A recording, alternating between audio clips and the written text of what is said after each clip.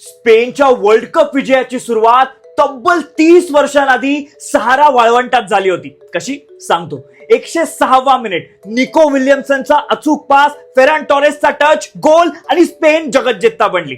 पण त्या गोलची गोष्ट सुरू झाली होती 30 वर्षांपूर्वी घानामध्ये.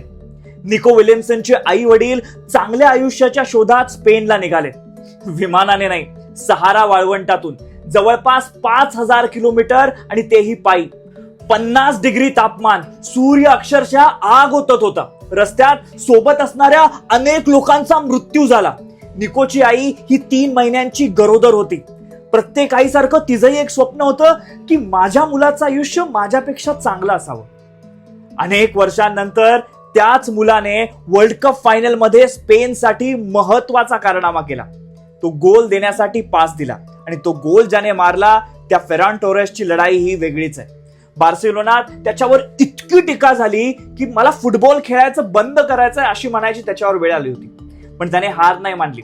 मानसोपचार तज्ञांची मदत घेतली, स्वतःच्या मनाशी लढला, पुन्हा उभा राहिला. आणि गंमत बघा, दोघेही मैदानावर नव्हते, फायनलला बेंचवरून मैदानात उतरले.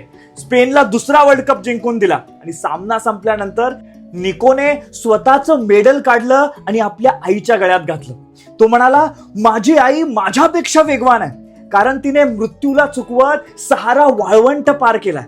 आज मी इथे आहे तू फक्त तिच्यामुळे.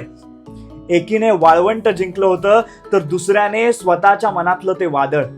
आणि त्या दोन्ही संघर्षांनी स्पेनला जगज्जेता बनवलं. आपल्या मराठीत एक म्हण आहे ना, आईच्या पायाशी स्वर्ग असतो. अशा हृदयाला भिडणाऱ्या कथा पाहिजे असतील तर लगेच फॉलो करा आणि हा व्हिडिओ आपल्या आईसोबत नक्की शेअर करा.